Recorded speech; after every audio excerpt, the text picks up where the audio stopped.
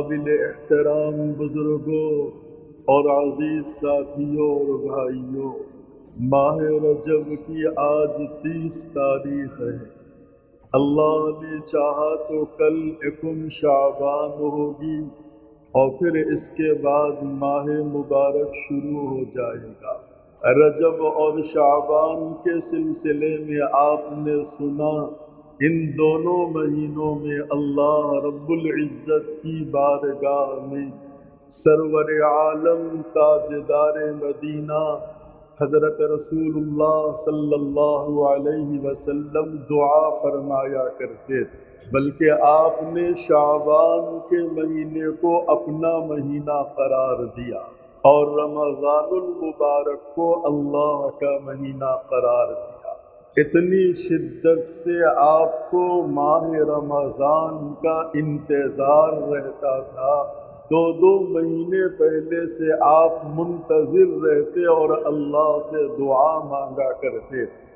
یہ میرے اور آپ کے آقا محسن کائنات اللہ کے محبوب نبی سرکار دو عالم تاجدار مدینہ محمد الرسول اللہ صلی اللہ علیہ وسلم کا حال تھا۔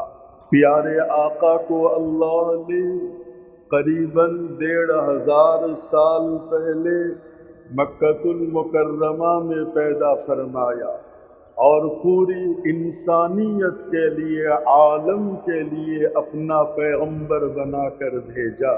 ایک ہی راستہ ہے، ایک ہی وہ منزل ہے جس کو پا کر ہم اللہ کو پا سکتے ہیں، اور وہ ہے آستانہ امام الانبیاء سرکار دو عالم محمد الرسول اللہ کا۔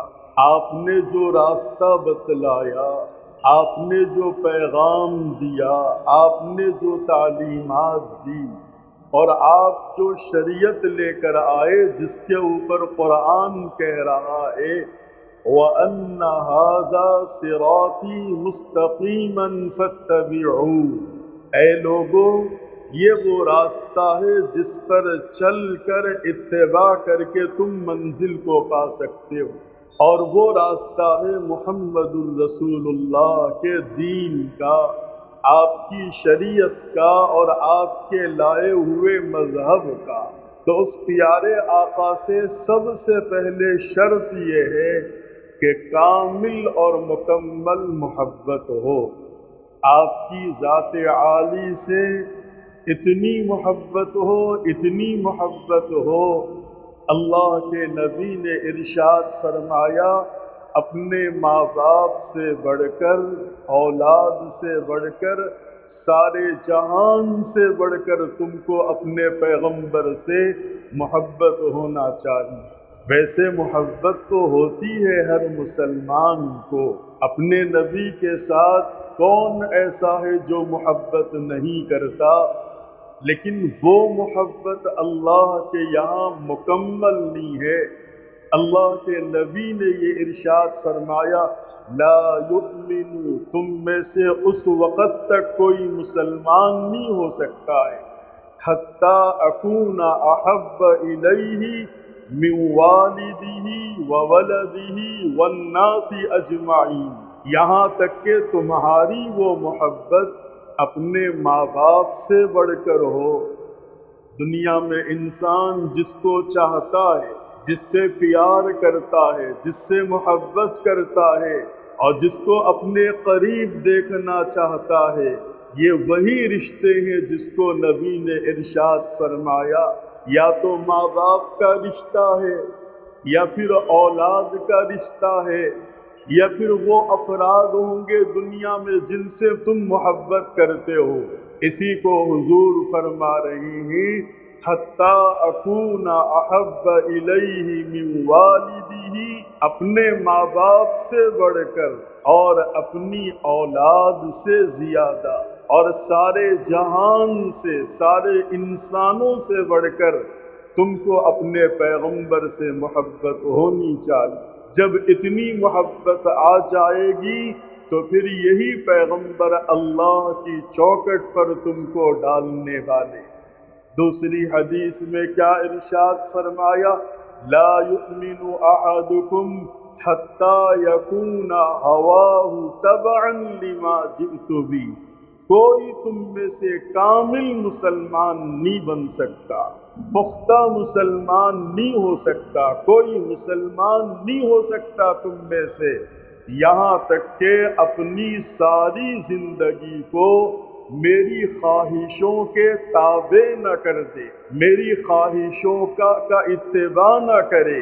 میں جو دین لے کر آیا، میں جو باتیں بتلایا اور جو تعلیمات تمہارے سامنے پیش کیا، جب تک تم اس کی اتباع نہ کرو، اپنی زندگی کو اس کے پیچھے نہ چلاؤ اور میری خواہشوں کے تابع اپنی زندگی کو نہ کرو، تو تم کامل مومن اور مسلمان نہیں ہو سکتے ہو۔ یہ کون فرما رہے ہیں؟ یہ سند ہے، یہ سرور عالم نبی رحمت ارشاد فرما رہے ہیں۔ محبت کے پیمانے آج کیا ہے؟ ہم چاہتے ہیں دین پر چلنا، ہم مسلمان ہیں، لیکن پیمانہ ہم نے کیا مقرر کیا ہے؟ ہم نے ترازو کون سا مقرر کیا ہے؟ کوئی ماں باپ کے دین پر چلنا چاہتا ہے، کوئی محلے کی مسجد کے دین پر چلنا چاہتا ہے، کوئی دوستوں کے ماحول میں چلنا چاہتا ہے، کوئی خاندانی رسم و رواجوں پر چلنا چاہتا ہے۔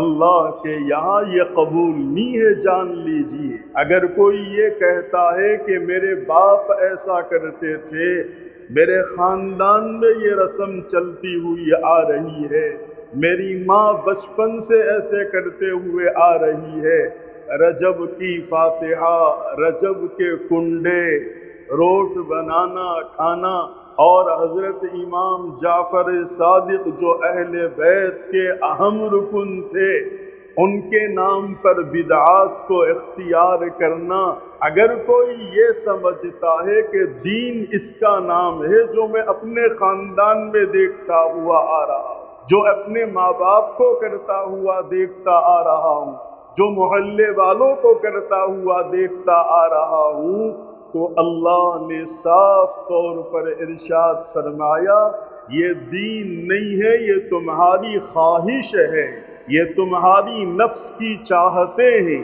یہ تمہاری ذاتی چاہتیں ہیں، اس کا دین سے تعلق نہیں ہے۔ کل روز محشر میں اللہ کی عدالت میں وہی قبول کیا جائے گا جو میرے نبی نے تم کو بتلایا ہے، میرے پیغمبر نے تمہارے سامنے جو تعلیمات رکھی ہیں، اگر اس پر چل کر آؤ گے تو قبول کیا جائے گا، اور اس کو چھوڑ کر تم اپنے خاندانی رسموں پر عمل کرو گے تو قبول نہیں کیا جائے گا۔ تو میرے دوستو، سب سے پہلی شرط یہ رکھی کہ کوئی تم میں سے کامل ایمان والا نہیں ہو سکتا جب تک کہ اس کو اپنی جان سے بڑھ کر، اپنے ماں باپ سے بڑھ کر، اپنی اولاد سے بڑھ کر، اور والناس اجمعین فرمایا سارے جہان انسانوں سے بڑھ کر میری ذات سے محبت نہ ہو، اس وقت تک وہ کامل ایمان والا اور سچا مسلمان نہیں ہو سکتا ہے۔ میرے دوستو غور کرو، کیا ایسا ہو سکتا ہے محبت بھی ہو اور ان کے خلاف بھی زندگی گزارو، یا پھر ان کی باتوں پر عمل بھی کرو اور محبت دل میں نہ ہو؟ ایسا نہیں ہو سکتا ہے۔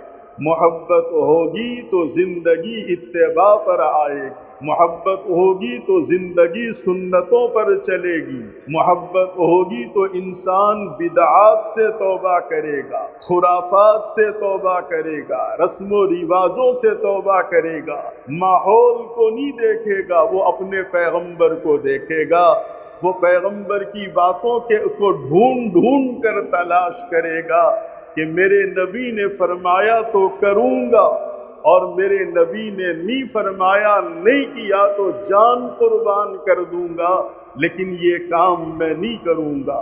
اگر محبت ہوگی تو یہ جذبات دل کے اندر آئیں گے، اور اگر محبت نہیں ہوگی تو جدھر کو ہوا چلے گی ادھر کو چلا جائے گا، جدھر کو رخ ہوگا اس طرف کو چلا جائے گا۔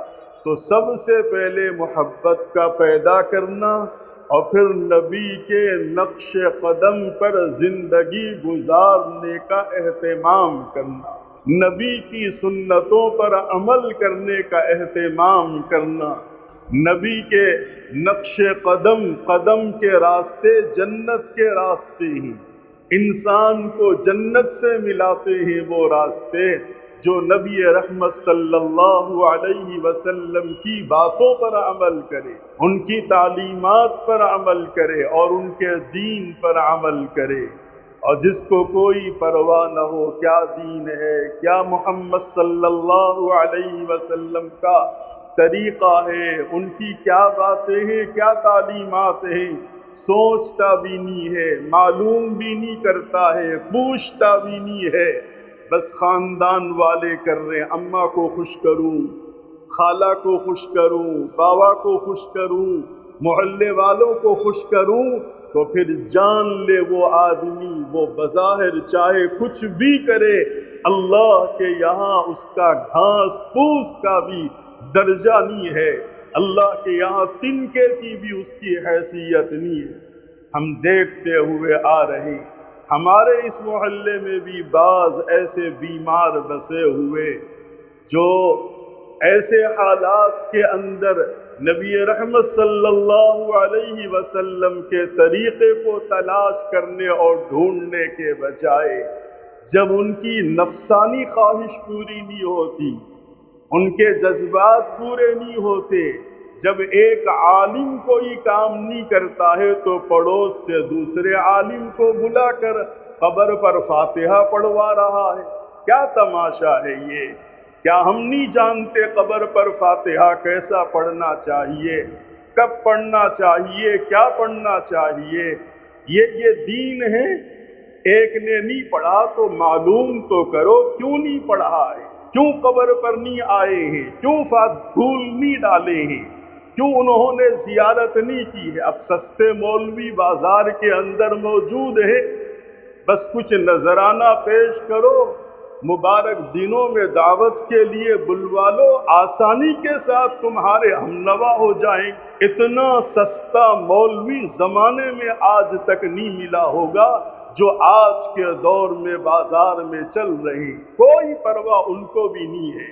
ان کو تو ایمان بیچنے کے لیے اپنے گھر بار کو چھوڑ کر آئے ہیں اور دوسروں کا ایمان خراب کر رہے ہیں۔ نبی رحمت صلی اللہ علیہ وسلم نے کیا قبر پر پھول ڈالا ہے؟ کیا نبی رحمت نے قبر پر خشخش اور شکر ڈالی ہے؟ نبی رحمت نے قبر کے اوپر پھولوں کی چادر چڑھائی ہے؟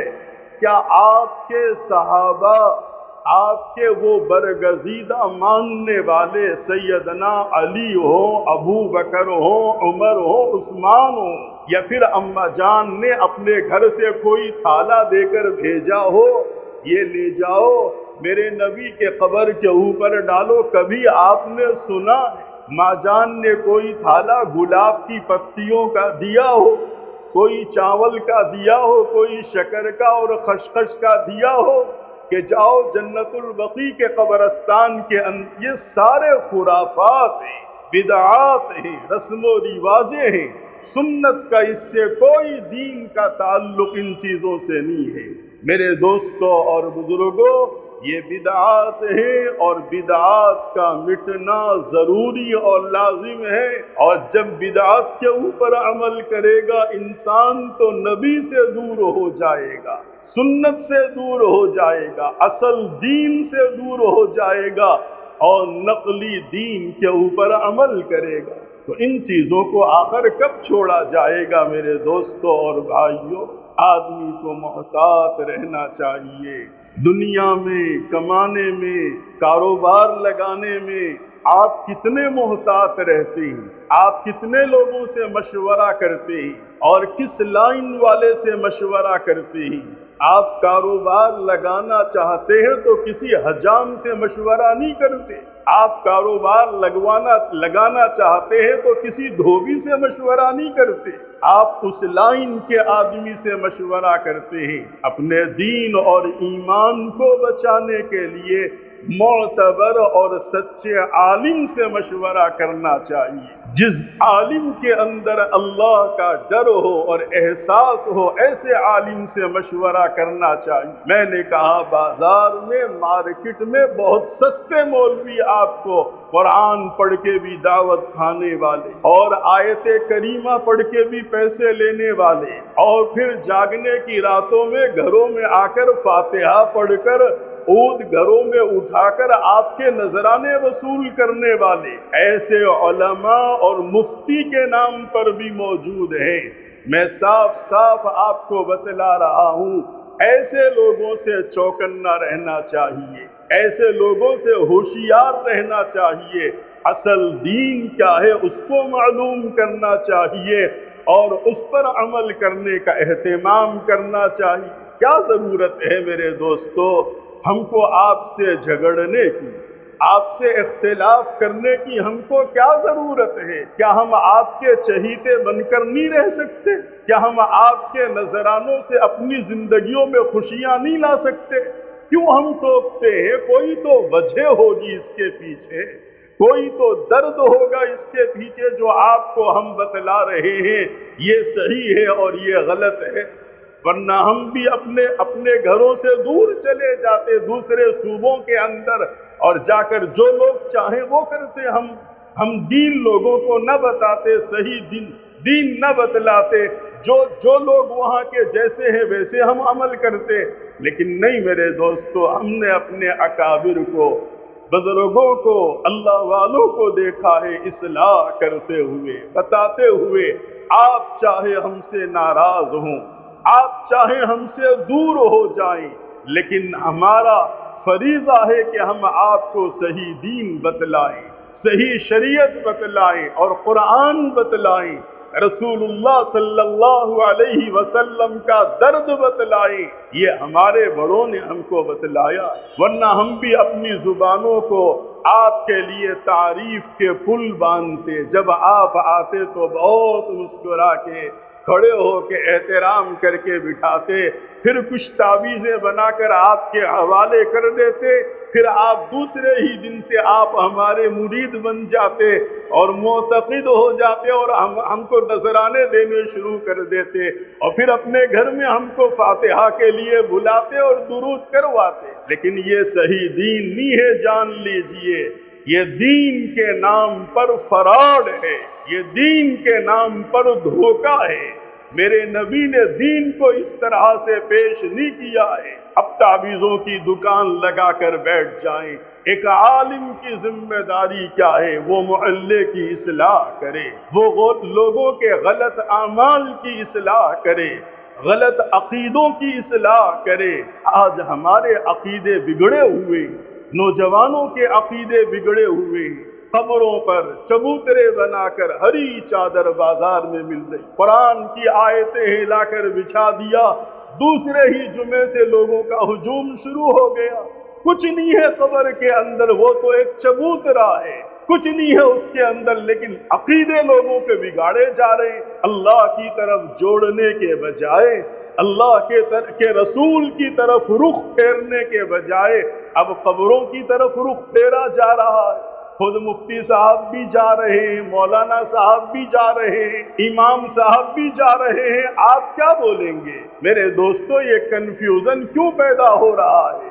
آپ کو معلوم ہونا چاہیے ہر چیز میں اصلی اور نقلی ہے، ایسے ہی مولویوں میں بھی اصلی اور نقلی ہے، یہ جان لیجئے۔ کوئی مولوی فرشتہ نہیں ہے، اس میں بھی 2 نمبر کے ہیں اور پہلے نمبر والے ہی، لوگوں کا ایمان جلانے والے اور بیچنے والے، خراب کرنے والے بھی ہیں، اور لوگوں کو ایمان کے راستے پر ڈالنے والے بھی ہیں، امام الانبیاء کے قدموں میں ڈالنے والے اور اللہ سے جوڑنے والے بھی ہیں۔ تو میرے دوستوں اور بزرگوں، ایمان والوں کا یہ کام نہیں ہے۔ ایمان والے تو اپنا حلقہ وسیع کرتے چلے جاتے ہیں، بے ایمانوں کو ایمان میں داخل کرتے ہیں، ایمان والوں کے عقیدوں میں بگاڑ اور فساد پیدا نہیں کرتے۔ میرے اور آپ کے آقا نبی اکرم تاجدار مدینہ محمد الرسول اللہ صلی اللہ علیہ وسلم اس سے پہلے آپ کو بتلایا اللہ کے بعد پوری کائنات میں اگر کسی کا مقام و مرتبہ ہے، کسی کا اگر درجہ ہے، آپ کو خوب معلوم ہے وہ محمد الرسول اللہ کا درجہ ہے صلی اللہ علیہ وسلم، جن کا نام مبارک قرآن میں، کلمے میں، اذان میں، نماز میں اور ہر جگہ اللہ نے آپ کو اپنے نام کے ساتھ جوڑا ہے۔ لیکن ایسا محبوب پیغمبر بھی اس دنیا سے جاتے ہیں تو ان کی قبر پر بھی مانگنے کی اجازت نہیں ہے، ان کی قبر پر بھی چادر چڑھانے کی اجازت نہیں ہے۔ آخری موقع پر اماں جان کا بیان کیا آپ بھول گئے؟ اماں جان سیدہ عائشہ رضی اللہ عنہا فرماتی ہیں میرے محبوب شوہر کائنات کے پیغمبر اللہ کے محبوب نبی اس دنیا سے جا رہے تھے اور کمزوری کا عالم یہ تھا کہ آپ بستر پر لیٹے ہوئے ہیں اور آپ کی زبان مبارک سے الفاظ بھی پورے ادا نہیں ہو پا رہے تھے۔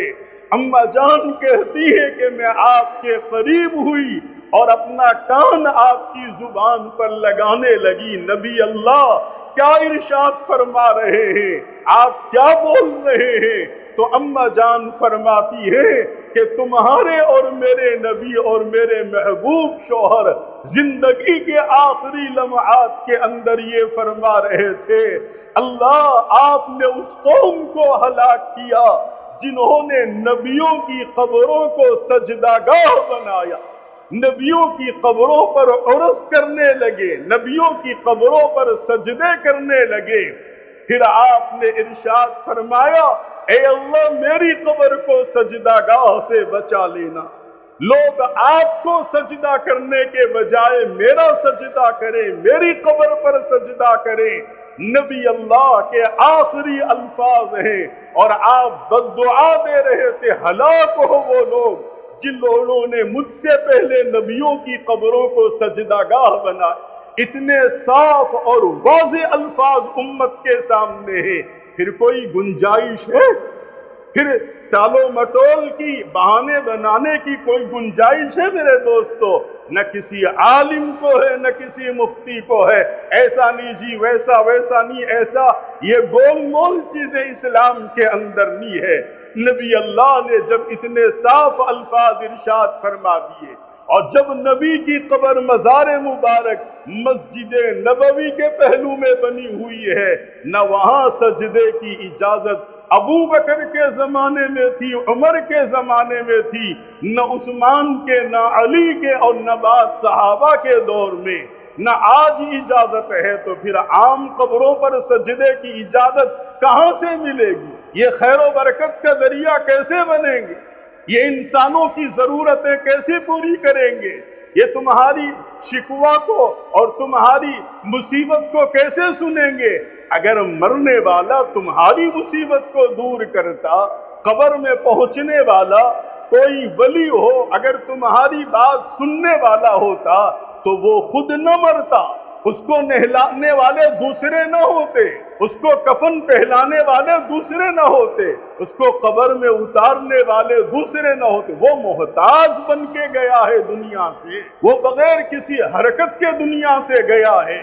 ولی بھی مرتا ہے تو اس کو بھی نہلایا جاتا ہے، کفن پہنایا جاتا ہے، قبر میں اتارا جاتا ہے، پھر وہ انسانوں کی ضرورتیں کیسے پوری کریں گے؟ میرے دوستوں اور بزرگوں بہت ڈرنے کا مقام ہے۔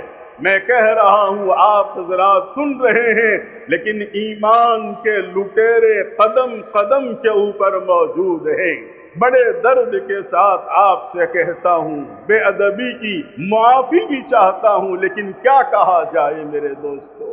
بجائے لوگوں کے دلوں میں اللہ کی محبت کی انگھیٹی جلانے کے، اللہ کی محبت کی چنگاری سلگانے کے، بس پیسے کی اپنے حقیر فائدے کے لیے لوگوں کو اپنی طرف مائل کرنا، اپنی طرف کھینچنا اور سارے حجابات، سارے حدود ختم کر دینا، عورتوں کا مجمع آ کر بیٹھنا، تعویذ پلیتے کرنا، جوان جوان لڑکیوں کا آ کر بیٹھنا، نبی اللہ نے جب یہ نہیں کیا ہے، پیغمبر کے سامنے عورتیں بے حجاب نہیں آیا کرتی تھیں، پیغمبر کے سامنے امت کی بیٹیاں بے حجاب نہیں آیا کرتی تھیں، تو کسی مولوی کے سامنے کیسے آ سکتی ہیں؟ کسی عالم کے سامنے کیسے آ سکتی ہیں؟ میرے دوستوں اور بزرگوں، اللہ کے محبوب پیغمبر نے جو اصل بات ارشاد فرمائی، لوگوں تم میں سے کامل ایمان والا اس وقت تک نہیں ہو سکتا کوئی بھی جب تک کہ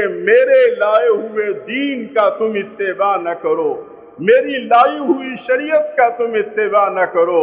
اور پھر دوسری حدیث میں آپ نے فرمایا تم میں سے کامل ایمان کسی کا نہیں ہو سکتا جب تک کہ اس کو اپنی ذات سے زیادہ، اپنے ماں باپ سے زیادہ، اولاد سے زیادہ، تمام جہان سے زیادہ میں محبوب نہ بن جاؤں، میں پیارا نہ بن جاؤں۔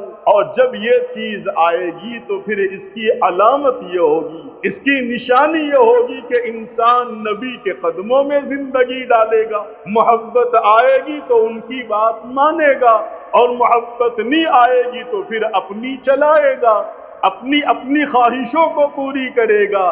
محبت عین فطرت ہے کہ اگر تم نبی سے محبت کرنا چاہتے ہو، قرآن بھی کہہ رہا ہے ان کنتم تحبون اللہ فاتبعونی یحببکم اللہ۔ اے پیغمبر، کائنات میں میرے بندوں کو بتلا دیجئے، اعلان کر دیجئے، ان کنتم تحبون اللہ، اگر تم اللہ سے محبت کرتے ہو اور اللہ سے محبت تم کرنا چاہتے ہو تو پھر میرے پیغمبر کی اتباع کرو، میرے نبی کی بات مانو، میرے نبی کے دین پر عمل کرو، پھر اللہ بھی تم سے محبت کرے گا، اللہ بھی تم کو چاہے گا۔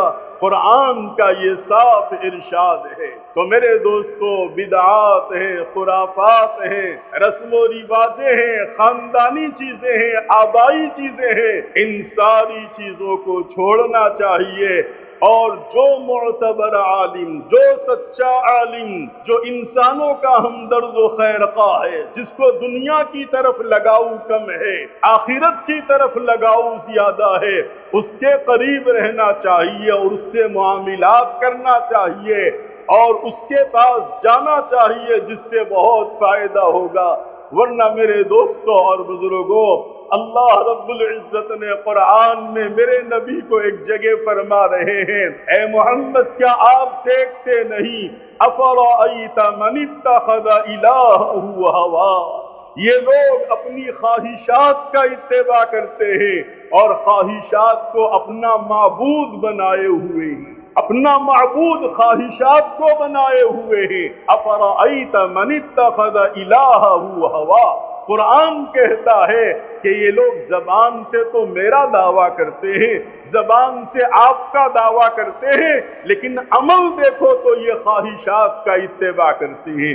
جو ارمان دل میں آئی، جو خواہش دل میں پیدا ہوئی، جو خاندان میں ہو رہا ہے، جو ماحول چل رہا ہے، اس کے اوپر یہ عمل کرتے۔ انہوں نے خدا کو، اپنا خواہش کو خدا بنایا ہوا ہے، اپنا معبود اپنی خواہشات کو بنایا ہوا ہے۔ افرأیت من اتخذ الہہ ہوا، الہ بنایا ان لوگوں نے اپنی خواہشوں کو۔ تو میرے دوستو، خواہشوں پر عمل کرنا اچھی بات تب ہوگا جب یہ خواہش اللہ کے رسول کی تعلیمات کے عین مطابق ہوگی، قرآن کے مطابق ہوگی، تو اس خواہش پر عمل کرنا درست ہوگا۔ اگر قرآن اور اللہ کے رسول کے طریقے سے ہٹ کر ہوگی تو پھر یہ خواہش انسان کے لیے وبال ہوگی اور جہنم کا ایندھن ہوگی اور اللہ کے پیغمبر سے دور کرنے والی ہوگی۔ اللہ تعالی ہم سب کو معاف فرماوے، عمل کی توفیق عطا فرمائے۔ وآخر دعوانا ان الحمد للہ رب العالمین۔